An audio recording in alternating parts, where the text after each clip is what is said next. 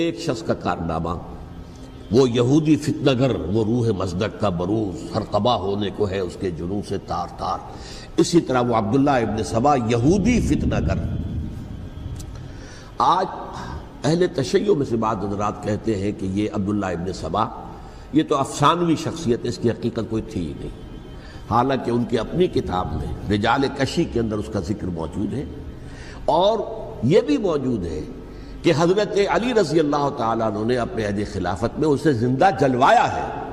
اس کی وجہ کیا تھی؟ یہ آیا مدینے کے اندر اسلام کا لبادہ اوڑھ کر، اس نے چند عقیدوں کی اشاعت شروع کی۔ سب سے پہلے حضرت علی تو خدا ہیں، گاڈ انکارنیٹ، اوتار کا تصور، جیسے ہندوؤں میں ہے رام چندر جی خدا کا اوتار، اور عیسائیت میں بھی پہلے گاڈ انکارنیٹ کا تصور تھا کہ حضرت مسیح خدا کا اوتار ہے، انکارنیشن آف گاڈ۔ تو اس نے کہا کہ حضرت علی تو خدا کا اوتار ہے، خدا ہے۔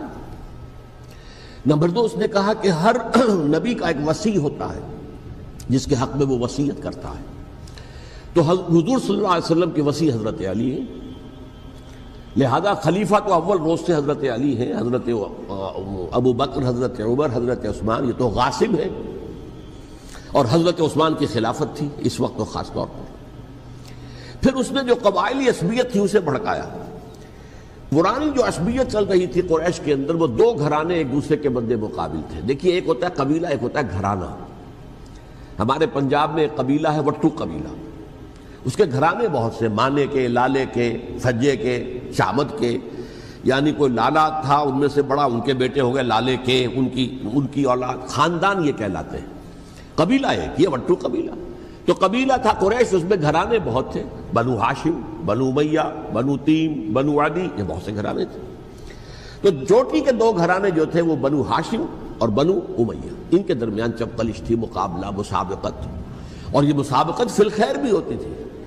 اگر انہوں نے غریبوں کو کھانے کھلائے ہیں تو ہم ان سے بڑھ کر کھلائیں گے، اگر وہ حاجیوں کی خدمت کرتے ہیں تو ہم ان سے بڑھ کر کریں گے۔ تو ان کے اندر یہ مسابقت فی الخیر بھی تھی، لیکن چپقلش تھی کہ کوئی ہم سے آگے نہ نکل جائے، وہ سمجھتا تھا وہ آگے نہ نکل جائے۔ اس شخص نے اس پرانی عصبیت کو تازہ کیا کہ حضور تو بنو ہاشم میں سے تھے، لہذا خلافت حق ہے بنو ہاشم کا، یہ غاصب ہے۔ اس سے پہلے دو خلفاء جو تھے وہ نہ بنو ہاشم سے تھے نہ بنو امیہ سے تھے۔ حضرت ابو بکر بنو تیم میں سے تھے، چھوٹا قبیلہ تھا۔ حضرت عمر بنی عدی میں سے تھے، وہ بھی چھوٹا قبیلہ تھا۔ یہ حضرت عثمان پہلے خلیفہ جو بنو امیہ میں سے تھے، جن کی پرانی چپقلش بنو ہاشم سے تھی۔ اب اس کو موقع مل گیا کہ پرانی قبائلی عصبیت کو بھڑکائے۔ یہ ہے اصل میں اس فتنے کا پس منظر عبداللہ ابن سبا نے جو آ کر پھیلایا ہے، اور اس کی تفصیل میں اس وقت میں نہیں جا سکتا، کیسے یہ فتنہ پروان چڑھا، کیا انہوں نے اسٹریٹجی اختیار کی، کہ یہ کیا کرتے تھے، گروہ بنا کر بھیجتے تھے لوگوں کو۔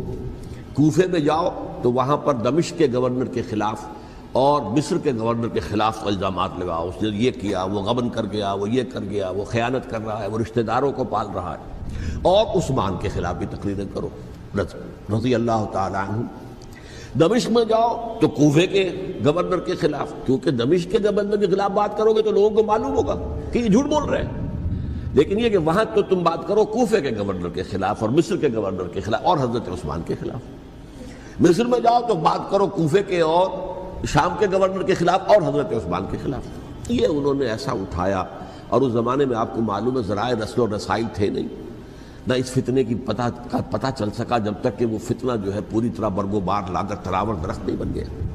اس کے نتیجے میں حضرت عثمان رضی اللہ تعالی عنہ شہید ہوئے، اور خلیفہ پھر حضرت علی رضی اللہ تعالی عنہ کو انہی سوائیوں نے، جنہوں نے گھیراؤ کیا تھا، جنہوں نے حضرت عثمان کو شہید کیا ہے، یہی حضرت علی رضی اللہ تعالیٰ عنہ کے ارد گرد ہو گئے۔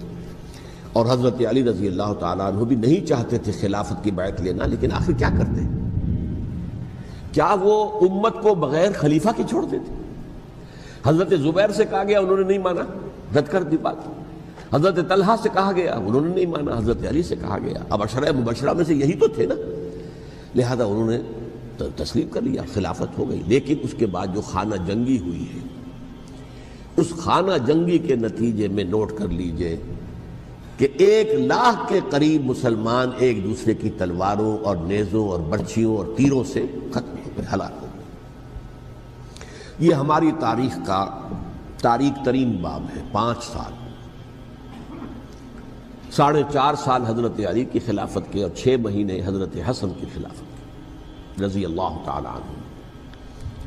اس سے کیا ہوا کہ ایک طرف تو اسلام کی جو توسیع ہو رہی تھی، تھمتا نہ تھا کسی سے سیل رواں ہمارا، وہ سیلاب رک گیا، انٹرنل سیبوٹاج ہو گئی نا، اب تو اندر ہی آپس ہی میں اگر دستوں گریبان ہو گئے تو باہر اب کیا توسیع کرتے ہیں، وہ توسیع کا عمل رک گیا۔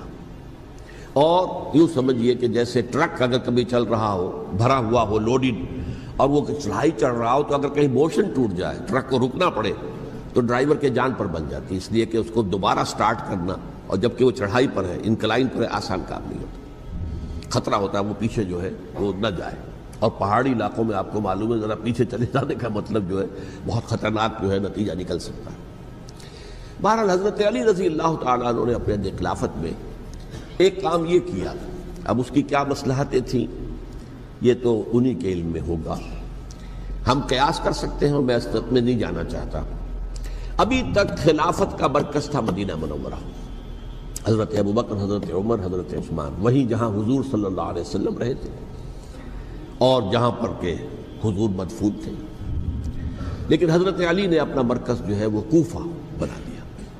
اچھا، اس کی ایک ظاہری وجہ یہ سمجھ میں آتی ہے کہ اسلام کا جو پھیلاؤ ہو گیا تھا، وہ سلطنت اتنی وسیع ہو گئی تھی کہ مدینہ منورہ بہت جنوب میں اور بڑے صحرا کو عبور کر کے جانا ہوتا تھا۔ کوفہ جبکہ ایسی مقام پر تھا کہ جہاں سے مشرقی راستہ جا رہا ہے ایران کو، عراق کے اندر تو ہے وہ شہر کوفہ، اور پھر ایران اور خراسان اور ہندوستان کو راستہ جا رہا ہے، وہیں سے شمال کی طرف جا رہا ہے، شام کی طرف اور ترکی کی طرف، اور وہاں سے پھر یہ کہ مغربی افریقہ کو بھی کنٹرول کرنا، جو شمالی افریقہ کو بھی آسان تھا۔ بہرحال حضرت علی نے کوفہ کو اپنا مرکز بنایا، اور نتیجہ یہ ہوا کہ سبائیوں کا بھی مرکز وہی بن گیا، چونکہ انہوں نے اپنے آپ کو گردا گرد رکھا حضرت علی کے رضی اللہ تعالیٰ عنہ۔ اب ظاہر بات ہے کسی پرٹیکولر پرسن کے خلاف تو کوئی مقدمہ موجود تھا نہیں، بلکہ جب جنگ جمل ہو رہی تھی، ابھی جنگ نہیں ہوئی تھی، حضرت عائشہ، حضرت طلحہ، حضرت زبیر وہ لے کر آئے تھے ایک لشکر، اس مطالبے کے لیے کہ حضرت عثمان کے قاتلوں کو سزا دی جائے، قصاص لیا جائے۔ حضرت علی رضی اللہ تعالیٰ عنہ سے گفت و شنید ہو رہی تھی، حضرت علی جو ہے اس پر آمادہ ہو گئے کہ ٹھیک ہے، میں جو بھی قاتلین عثمان ہیں ان کو گرفتار کر کے سزا دوں گا۔ عین اسی وقت کوفے کی مسجد کے اندر جو ہے 10,000 کا مجمع کھڑا ہو گیا، ہم سب قاتل عثمان ہیں، لو ہم سے